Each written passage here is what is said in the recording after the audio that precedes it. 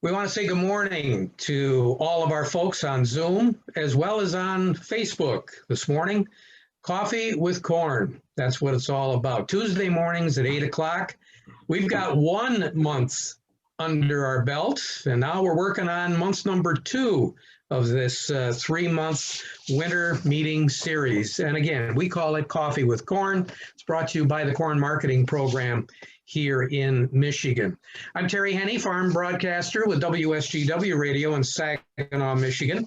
I'll be joined by Jim Zook in just a little bit. Jim will be introducing our 2 speakers this morning, and he'll also be taking your questions and giving those questions to our speakers after they are done. But as you're happening to think about different comments and things that you'd like clarified, you can go right down to the bottom of your Zoom where it says Q&A. Put your cursor on that, click on it, a box will come up, and you can type in your question there. If you're watching us on Facebook, you can go to the comment section on the Facebook and take care of that. Again, we are very interactive, and in past sessions, we have had numerous questions, so don't be afraid to ask questions. Again, our participants continue to grow.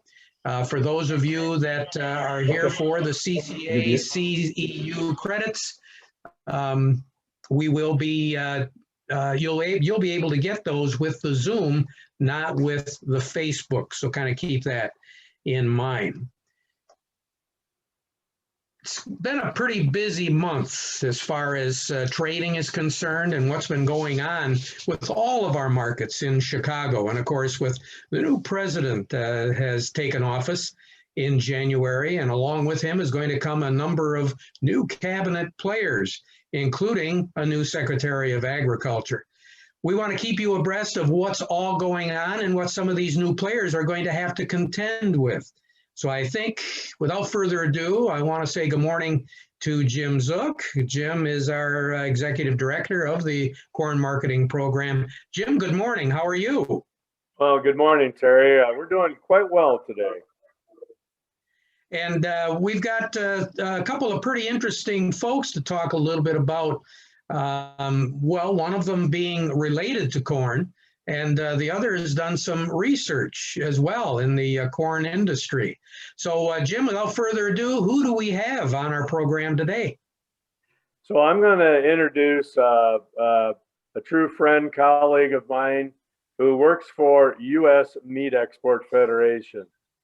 For many of you who are listening, we support 2 major export groups, one of those being the U.S. Grains Council, and the other being the U.S. Meat Export Federation.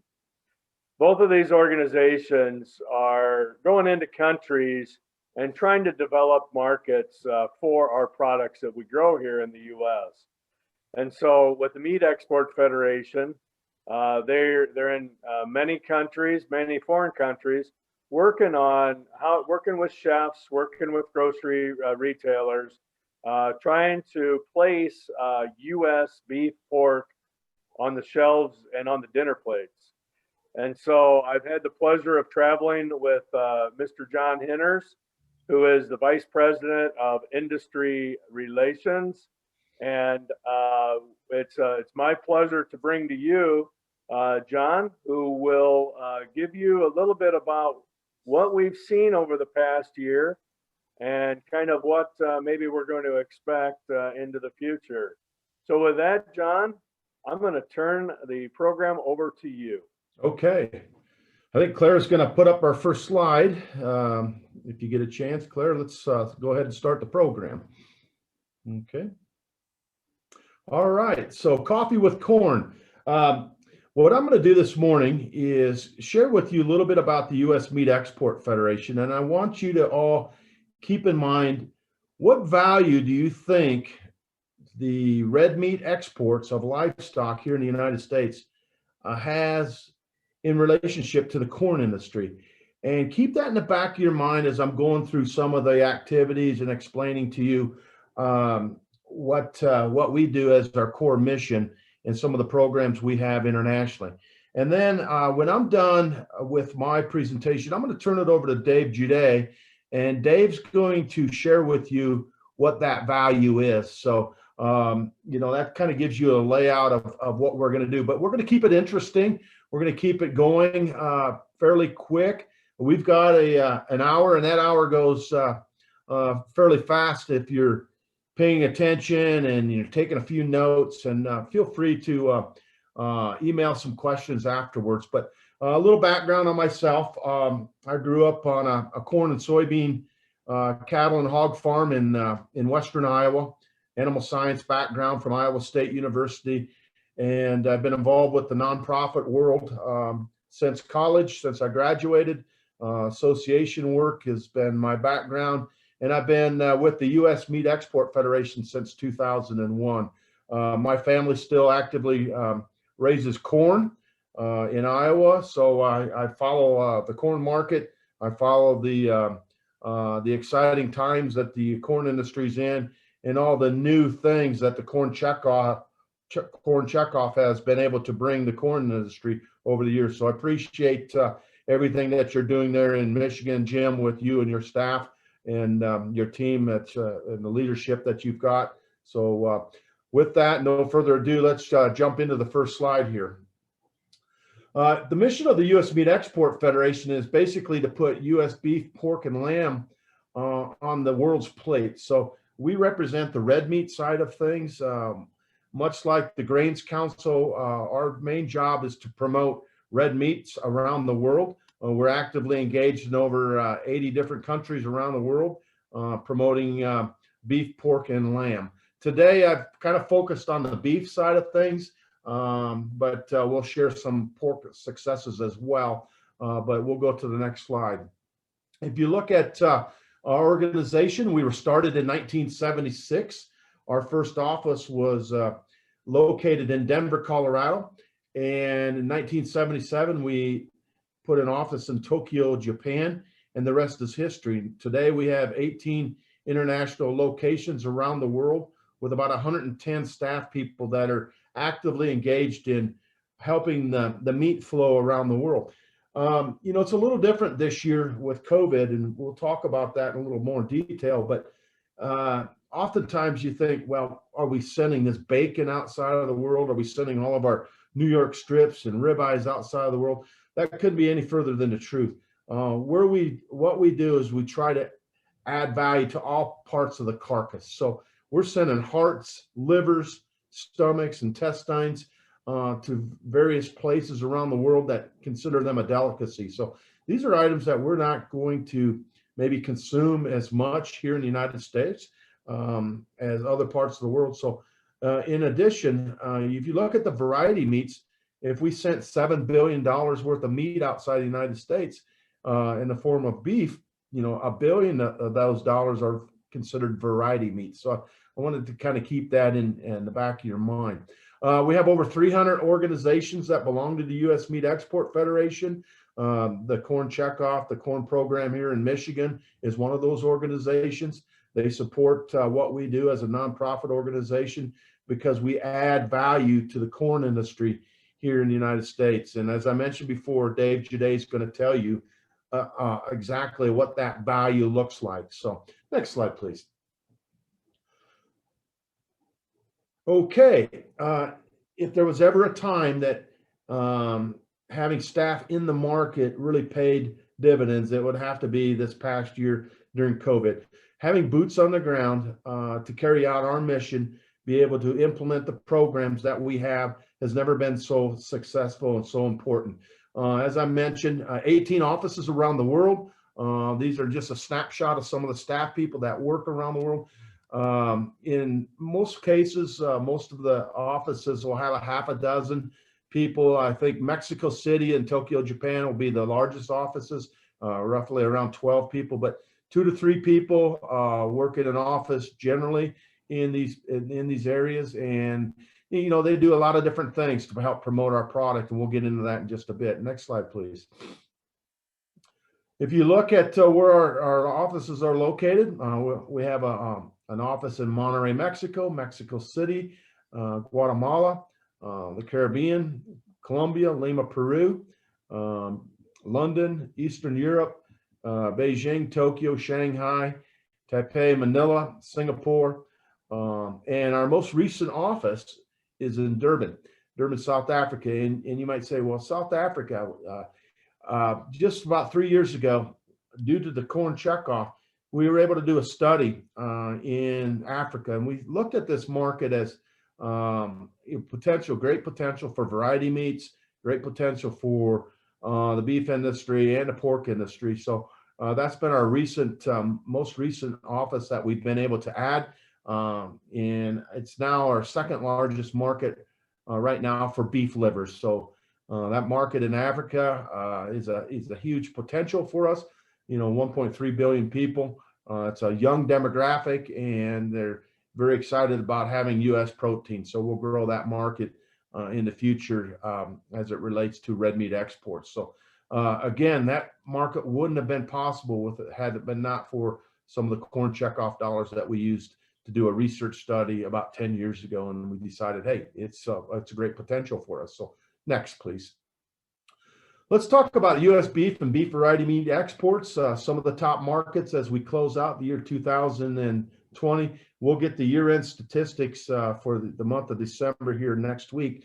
But nonetheless, Japan's been our largest market, followed by Korea and Mexico. One of the largest growth markets for the United States has been China. If you look at China, Hong Kong, just a few years back, they were not importing anything as it relates to beef. We were able to open that market, and now it's been a huge growth market. Canada, Taiwan, Middle East, the ASEAN region are all markets that are very favorable to beef.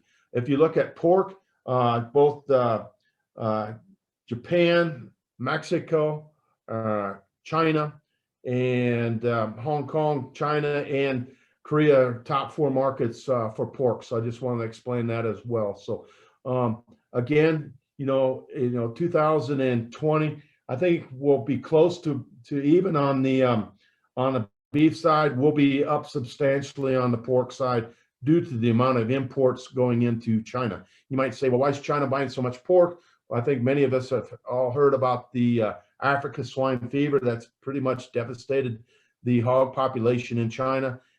They have not been able to get that disease under control. So thus they have to import product, and the United States and other markets such as Europe have been a beneficiary of that situation. But leave no doubt, they will be getting that disease under control someday, and they'll be needing more and more of our U.S. corn. And in addition to that, they'll continue to supplement with high protein from the United States in the form of beef and a form of U.S. pork. So next slide. Let's talk about share of beef primals exported.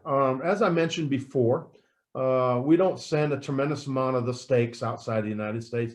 A lot of those steaks do go into food service at high-end hotels and restaurants. But if you look at what we're sending out, look at the bottom belly of this animal. We call that the short plate. Short plate is a product that if we did not export would go into hamburger here in the United States. That short plate is sliced very thin. It's added to a bowl of rice in markets such as Japan, Korea, and added with a sauce, and you put in about 4 ounces of short plate. So we're able to add value in sending that product outside of the United States. We're only going to send about 2% of our brisket outside of the United States, maybe 4% of our loin.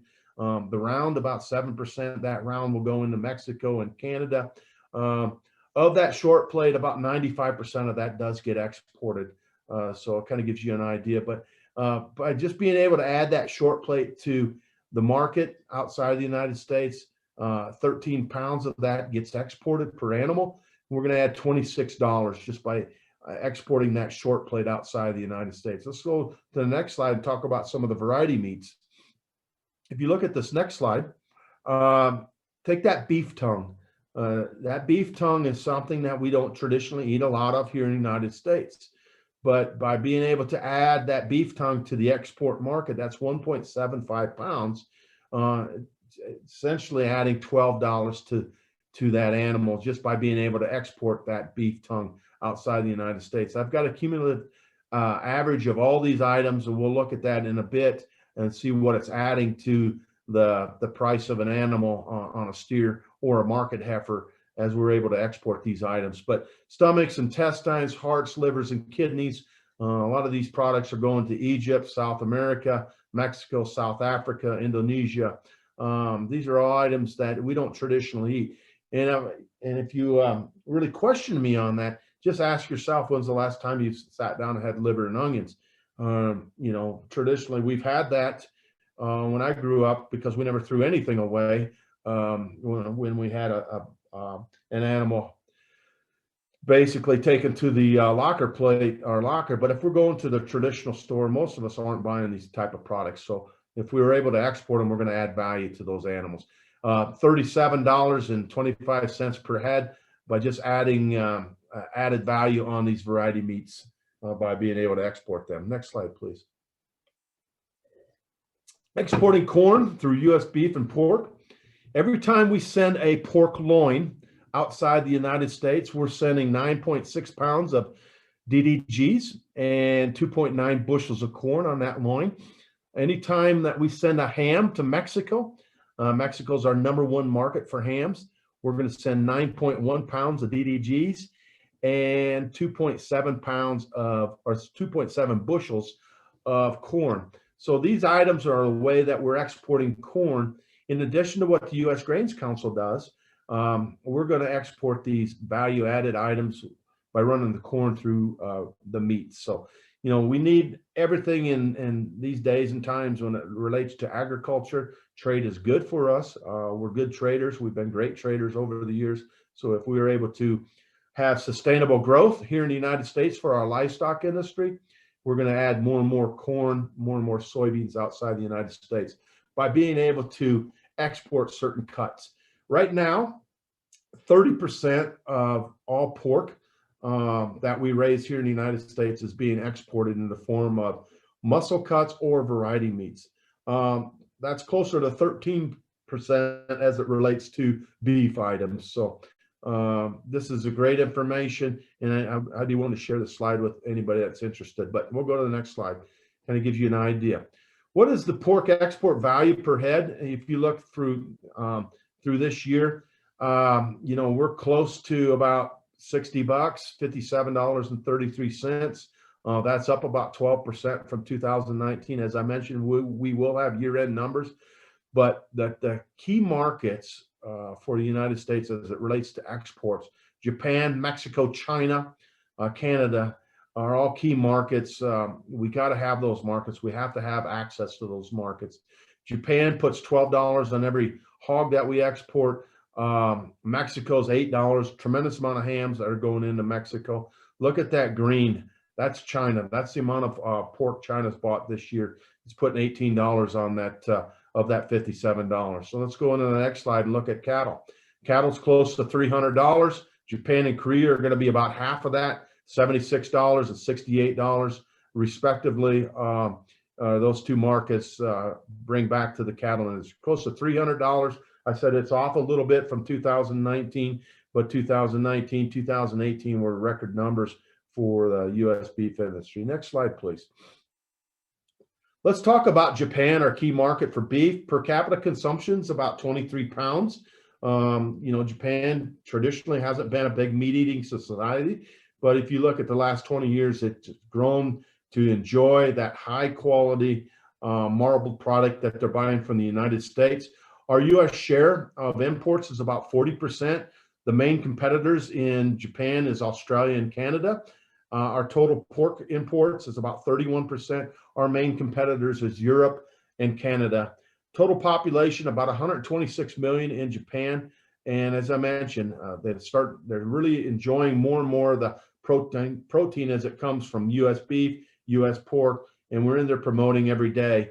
It's a market that consumes chilled products, so it's not going in there all frozen. The good thing about sending a chilled product in there is you got to sell it every day. It's a constant business. So chilled is a preferred product versus frozen. And that's where the United States has its advantages over its competitors by being able to have that product shipped over there chilled and not frozen. Next slide, please. This is just one of the campaigns that we have. It's called a Sizzling Web Campaign. A lot of things that we're doing nowadays due to COVID, we're reaching out to consumers through websites, through e-commerce platforms. We actually didn't expect the amount of success that we had. You know, Japan did a similar campaign. They had 750,000 entries with their domestic product with Wagyu. We thought maybe we could get close to 1 million. We had over 12 million entries into this program, this campaign that ran through July through August. So I just kind of wanted to give you an idea of what that looked like. Some of the corn checkoff dollars were utilized to help promote this web campaign to promote U.S. beef. Next slide, please. We'll roll through this pretty quick. A lot of our strategy in Japan is through national and regional retail strategies. We haven't been able to get to that second tier of regional retailers that close. So we've really focused on that in the last 2 years, trying to get U.S. beef into a lot of those second tier retailers. The slide to the right says, think beef, think American. You might say, well, why do you think American? Well, here traditionally in the United States, when we buy beef, we're always thinking American beef. But if you go to an international market like Japan, there could be as many as 25 different countries vying for that shelf space. So think beef, think American beef. You're going to get that high quality marbled product that only comes through grain feeding, such as the corn fed product that we have here in the United States. You know, a lot of product that can go into these other markets could be traditionally grass fed, but with the corn feeding, you're going to get the high quality product. And to think about it today, you know, when I was in 4-H showing cattle many years ago, about 3% of the product that we had here in the United States graded prime. Today, we're over 10% of our beef product grading primed. So this prime beef is really desired in some of these Asian markets. They love the quality, they love the taste of the marbling that we have in our product. You're only going to get that through corn feeding, so for the most part. Next slide, please. Let's go through this fairly quickly. Convenience stores around the world, there's basically 58,000 convenience stores in Japan. That's one convenience store for every 1,200 people. The main difference between convenience stores in the United States and convenience stores in Japan is you're going to get a hot meal if you want it in these convenience stores. They're very different. Look at that upper left-hand corner.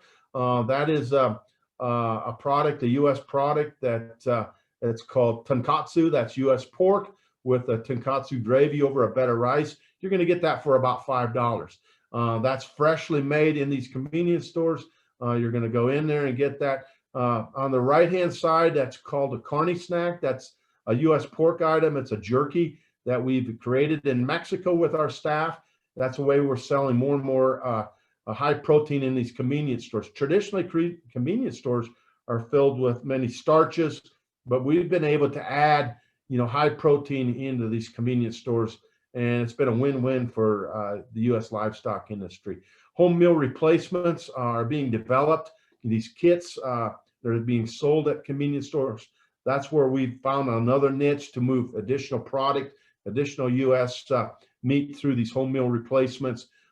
Japan and Korea really set the stage for home meal replacements at the grocery store, and it's spilled into the convenience store. So it's a way that we're able to package more and more of our product and get it out to the consumers. And it's a way that we're going to move more and more tonnage of U.S. beef and pork outside of the United States. Next slide, please. U.S. beef exports to Korea. I want to mention this. You see that gap between 2003 and all of a sudden we didn't send anything 2004, 2005, 2006. Let's go back and have a little history. Next slide, please. The reason why is we had a BSE situation and the consumers were backing off. There was about three and a half years where we weren't able to send anything into Korea. That market has changed substantially. It has now become our second largest market for U.S. beef. One of the ways that we're sending US beef to the consumers is through e-commerce. E-commerce right now, Korea is forecasting about 12% of all global food and drink through e-commerce sales by the year of 2012. It went from a $33 billion market in 2013 to well over a $110 billion market today.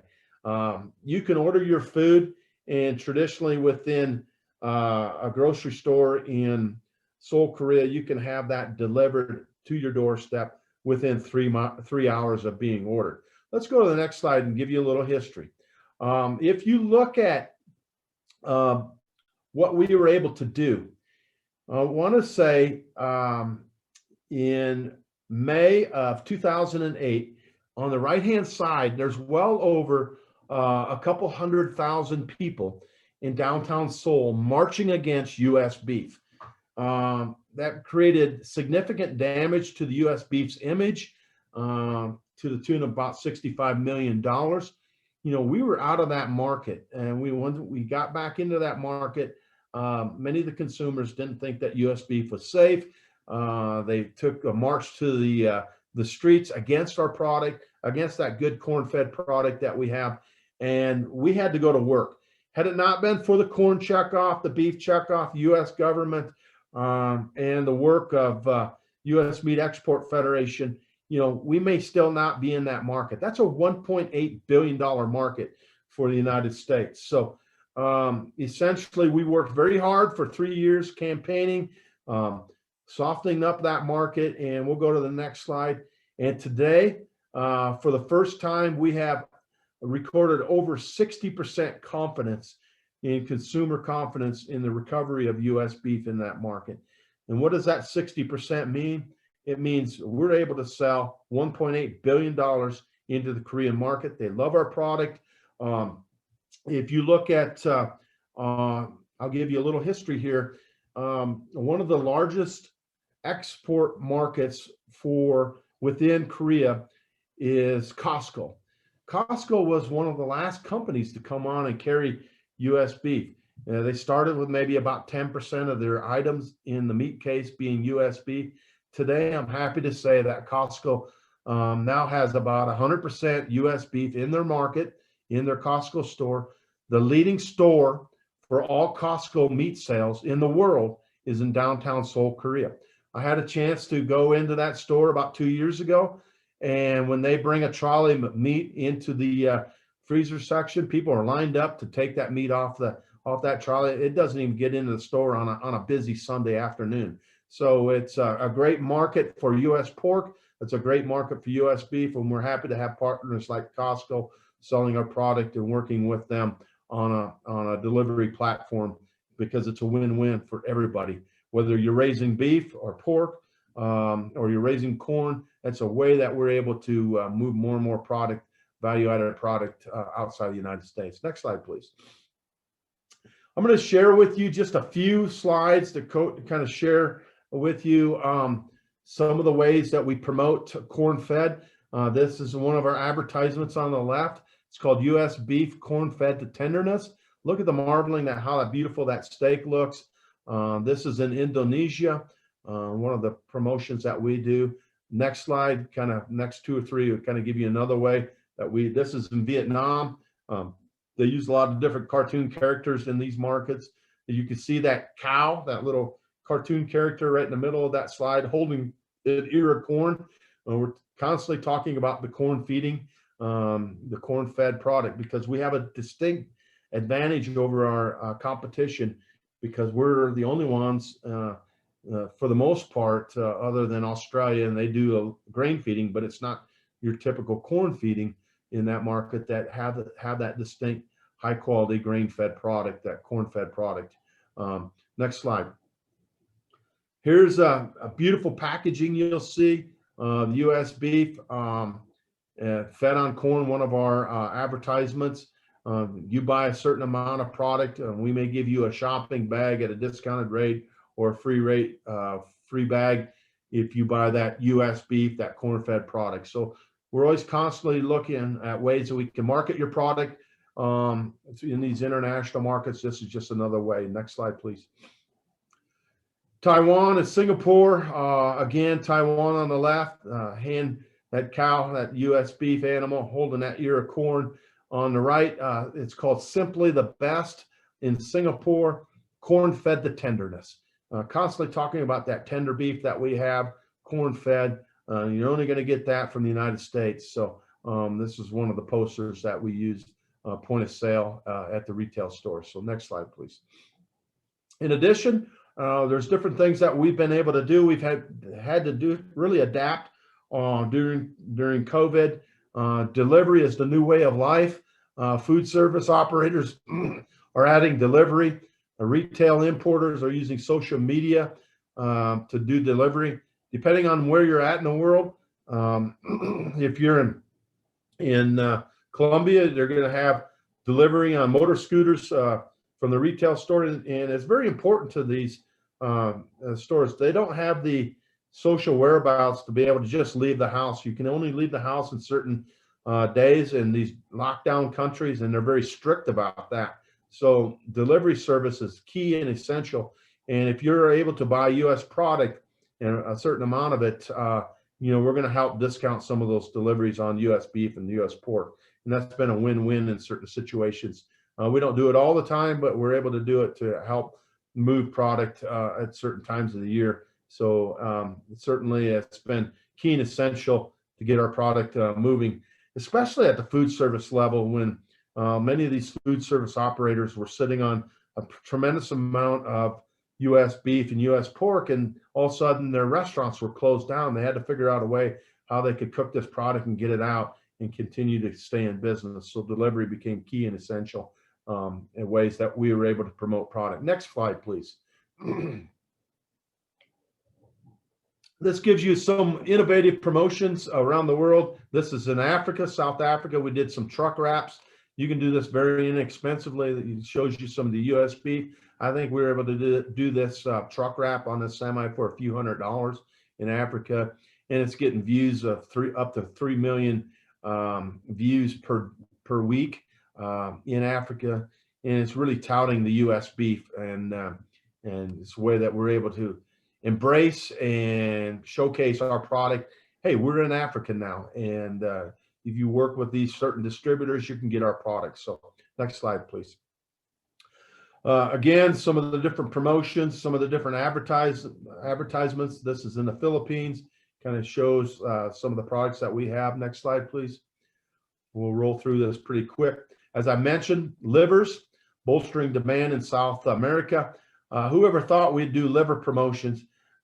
If you worked with your county cattlemen's in Michigan, I can guarantee you probably they're going to do a steak fry or a hamburger fry, but I don't know if they're going to do a liver fry. We did different liver promotions in Colombia. This was done in March of 2020, right before COVID hit, and we were looking at ways that we could add value to the liver market. This was basically a market where 10% of U.S. beef livers is going. So we did a campaign to help anemia in Peru, and basically, next slide, please. Help anemia with young children. So we had to make it appealing. You had liver meatballs, liver sandwiches in Colombia, and we worked with a chef to make beef liver sauces and so forth, and just different ways that we can make liver appealing in these markets. So it is a big liver market, and it's a way we're able to add value to that whole meat complex. So next slide, please, just to wrap up. I'd like to say thank you for your time. I'd like to also introduce Mr. Dave Juday. Dave Juday is a resident in Virginia. He's a good 4-H leader like myself, been involved with youth groups. He's an economist. He's also worked in the White House for the Reagan and Bush administrations many, many years ago. So Dave's had a quite colorful background, and he also grew up in Michigan. So Dave, I'm going to turn it over to you, and you can tell everybody a little more about your background and what part of Michigan you grew up in before you moved to the East Coast. So, Dave, take it away. Well, thanks, John, and thank you, everybody, for tuning in today. Glad to be able to be with you. I'm a Youper. My family farmed, and my dad had a stockyards when there was such a thing in Indiana for hogs, and went up about 3 times a year to hunt, fish, and just hang out in the summer in Munising. And finally one day said to heck with it and sold everything, and we moved there, and that's where I grew up. So and like John said, now I'm in Virginia, and I'm looking out my window, and it looks like I'm back in the UP because we got about 14 inches of snow in the past 2 days, and we're not too well equipped to handle it, but we're trying. So we can go to the next slide.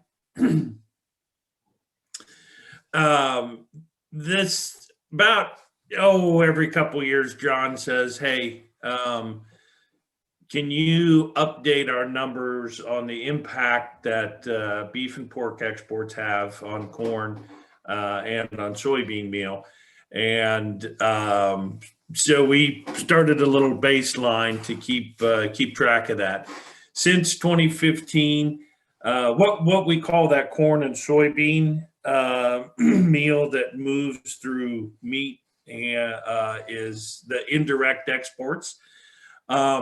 And from 2015 to 2019, that was the fastest growing category of corn use, as you can see by that little chart to the left.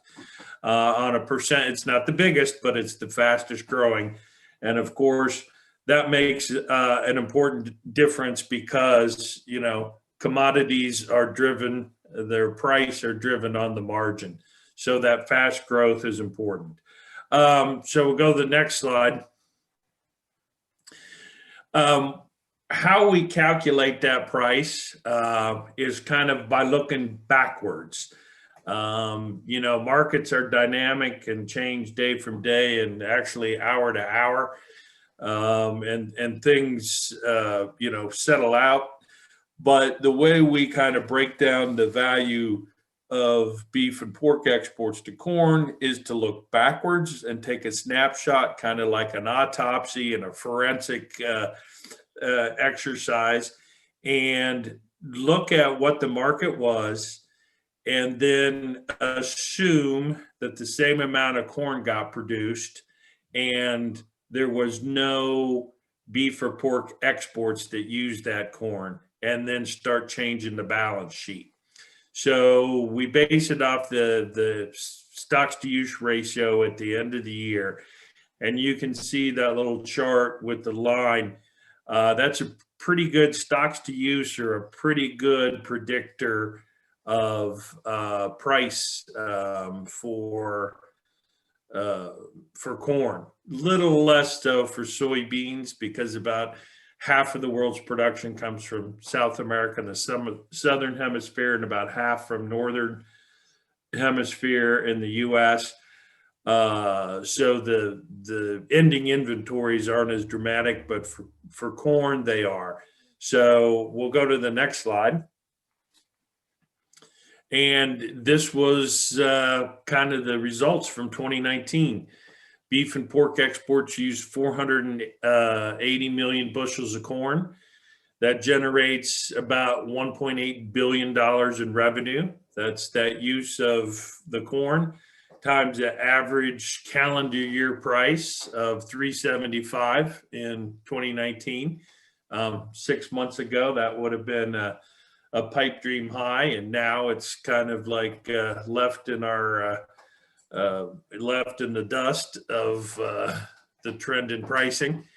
But that contributed more than 12% to the per bushel price of corn, about 46 cents per bushel. If you were to take out those beef and pork exports impact on the corn demand. And if you take that price and then spread it across the entire corn crop in the United States, that's about 6.2 billion bushels or $6.2 billion lower corn revenue that you would have had if we wouldn't have that demand from meat exports. Next slide, please. It also, John mentioned DDGs early on. That has become a very important feedstuff on feedlots from the ethanol mills. About 3 million tons of DDGs were used. That generates the average price for the year. That generates about $412 million in revenue for the ethanol mills. And that represents about 4 cents per gallon in the gross margin for an ethanol mill. DDGs are very important to the entire balance sheet for an ethanol mill. That's a 20-some% of the gross return to an ethanol mill actually comes from the DDGs. So beef and pork exports that add value to that are also helping the biofuels producers across the Midwest. All right, next slide. There's the Michigan numbers. So just that same calculation that we went through for the national numbers, the average price in 2019 was $3.75. The value of meat exports was 46 cents. If you take that and apply it to Michigan's corn production and ethanol production, it was about $9 million in DDGs to the ethanol mills and about $31 million to corn growers based on the average price of the year. Okay, next slide. And then if you take that across the whole value, like we say, the impact of red meat exports on the price of corn times your whole production level in the state, you get $400 million impact to corn and about $100 million impact to DDGs over a 10-year period. All right, next slide. And that's looking at the USDA projections from 2019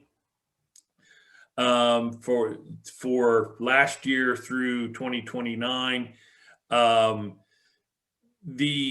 We've had a kind of a interruption in this past year, and we'll see what happens. But the long-term trends are usually kind of baked in that way. And that's what we're looking over 10 years, about 6.5 billion bushels of corn that go into red meat exports. And that's about $23 billion in revenue for corn and about 4.5 for DDGs.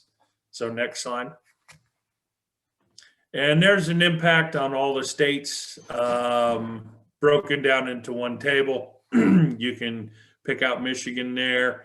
Go down the left, right above Colorado, and in between Kentucky, and see how things stack up to some of the other Corn Belt states across the country.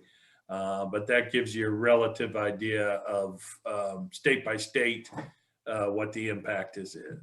All right, next slide.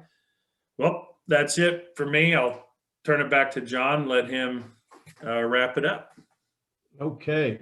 Well, thanks everybody. Jim, I don't know how exactly you want to run this, or Terry, as far as questions or so forth, but both Dave and I stuck around here if we've got questions, and we can answer either or, whether it relates to. So John, I'm going to start off with a question to you. Obviously we've seen an increase in the China purchase of pork. Do you see that China will actually fulfill those commitments? We've seen in the past in corn that they may not fulfill the purchases that they have. Do you expect them, just because of the amount of mouths that they actually have to feed, do you expect them to make good on their commitment? Well, I think, Jim, what you're asking is how will they look at it as a phase 1 deal and a phase 2 deal as a China agreement, and it appears they as an organization want to make good on purchases, especially as you look at what they have in relationship to the amount of pork that they bought this year. Things are going considerably, well as far as pork exports to China. But let's not forget one thing. Everybody wants to be self-sufficient, and what I'm saying is we want to be able to raise enough food and enough natural goods for our own country. China's no different, and if they can become self-sufficient tomorrow, they'll do it. Whether or not, I just don't think that they've got to get their disease, pork disease, under control before they can attempt to do that. If they are able to do that, then watch out. The table could turn. But right now, I'd say that all indications look good. Ask me that question in 6 months, Jim, I might have a different answer for you, simply because it's China. I will, if it was a different country, I might have a different answer for you, but China's tough to do business with. We know that. The United States isn't always first on their list to do business with. But the fact of the matter is, sometimes you have to do it because we have the natural resources. We've got the land, we've got the water, we've got the grains, we've got the livestock. So we can supply China, much like Russia. Russia used to do $100 million worth of export business with us. And you always knew if Russia could become self-sufficient with their own livestock, United States would be out. And right now we're pretty much out of that market as it relates to red meat exports. So I've had another question earlier this past week, and it's this is either for John or Dave. With China owning Smithfields, how is that accounted for? Is that considered exports on our balance sheet? Is that considered their product? I guess maybe explain that. Well, I'll take a stab at it. Yes, if it's raised here in the United States and we're sending it outside of the United States, a lot of that product that's raised is exported, and it is listed as an export product from the United States. So yes, it is counted as exports. So, from that standpoint. Dave, you want to add anything to that?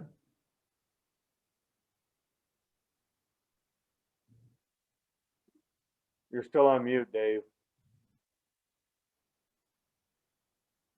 Apologies. No, it's the exports determined where they put it on, where the critter meets its maker and where they put it on a container and ship it out. Ownership doesn't have anything to do with it. Just like, Budweiser, GM, Nestle all have foreign ownership, but they're all U.S. producers. John, I've got a question. I'm very curious. We went through that period in Korea where we just weren't doing any business at all. What tactics did we have to use in order to get back into that country? That's a great question. And luckily, I've been around a few years and I can remember that time. And it's so important to have experts in the market because I remember when we were out of the market, I wanted to personally, I'm like, oh, we got to do something. We got to do something today. We got to do something tomorrow. Let's do advertisements. And our representative in Seoul, Korea, her name is Jihye Yang, and Jihye says, no, John, it's too early. There's too much negative sentiment. We'll just burn through the cash. So what we did is we waited. We worked with industry stakeholders. And we waited several months, and we launched a To Trust campaign.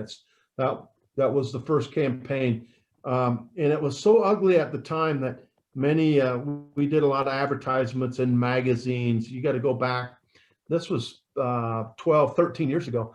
And magazines were big to advertise in, and electronic billboards on skyscrapers were just kind of coming out and doing that. And we decided to wait, and we waited about 9 months. And we brought bloggers over to the United States. We did our research, and ladies, females, women were very trustworthy. They had a 95% trustworthy approval rating. So all of our ads with livestock had females involved with them. All of our research labs had females. So we did a true trust campaign. It was a year-long campaign, and we were able to soften that market and soften the blow of that negative business. So great question. And within time, we kept continuing to invest through USDA funds, through checkoffs. And when we were able to open that market, it was gradual. It was one by one. We got stores to start to buy our product. We've got food service to start buying U.S. product again from exporters, from packers here in the United States. And slowly but surely, we were able to build that export market in to what it is today, a $1.8 billion market for U.S. beef. So another Jim, question. any more questions? Yes, sir. We've got a couple more. How do you view the label origin of the U.S. meat? Is that positive? We've had controversy here in the U.S. about it. Yep. I'm going to add, I'll start with that, and Dave, you can jump on. But you know what? It can be controversial in the international marketplace too, depending on where it is. If you're in some Asia countries, U.S. product, it screams food safety. People that understand our systems, like Japan, they want U.S. product. So we're labeling when we can. In other markets that I'll say in South America, if you have U.S. pork, there's some retailers that don't want to put the U.S. pork sticker on it because they are competing with basically pork from South America in Colombia. The Colombian pork producers primarily don't like to see a U.S. pork sticker in the retail store. Even though the free trade agreement in Colombia raised all pork sales in that market, pork consumption in Colombia after the free trade agreement with the consumers is up substantially. So it has benefited Colombian pork producers. It had benefited U.S. pork producers. But if you see a competing product in your retail case and you're a Colombian pork producer, you don't like to see that. So therefore, in that market, oftentimes we may not brand our product as a product from the United States. So it's give and take depending on the market. It can be beneficial or it could be detrimental depending on where you are and what the government politics are at that time. So Dave, you want to jump in on that and add to that? No, I think you kind of covered it, but I think just the work that the USMEF does as an outsider, kind of noticing that helps define what people's perception is of U.S. produced red meat, and that kind of sets the tone for how they receive that label and that little logo on the meat package. So I think it's important to keep it up. So one other question that we have is, with the higher prices of corn and the lower corn stocks, do you have any predictions for 21 U.S. meat exports? Yes, we think we're forecasting a growth in 2021 for growth in both beef and pork over 2020. I say that as it relates to, there's always a few things you got to keep in the back of your mind. You have to have market access to these markets. If for some reason a major market closes to U.S. product, that's gonna dampen the exports. We know that China had bought a considerable amount more product in 2020 than they did in 2019 as it relates to pork.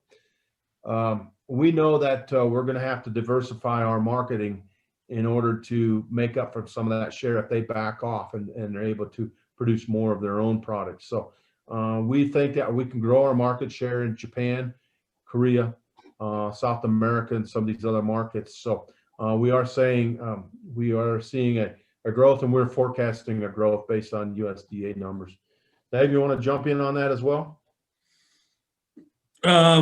Yeah, so there's still, especially when you look at pork, there is still a lot of hogs in the pipeline. The signals for how many years, 6 years, have been to keep up production. The futures price about 2 weeks ago, the August futures price was $80-some. That's a good reason to raise pigs, right? And that was at a time when those pigs hadn't even been born yet, and it's still over $70 for pigs that hadn't been bred yet. So there's a big demand side driver for pork and for hogs, and if you look at it, it's coming from trade and exports. As John said, 30% of the pork we produce is now exported. So that's a big consumption of corn. Beef, we were just slightly below production this year. There was some backup, but we made it up by feeding to heavier weights. We were 40, 45, 50 pounds heavier slaughter weight this year. That'll probably change with higher corn prices. The liquidation is going on. We'll probably have some more beef cows culled, some dairy cows culled, because we didn't have that with when the cheese prices went through the roof.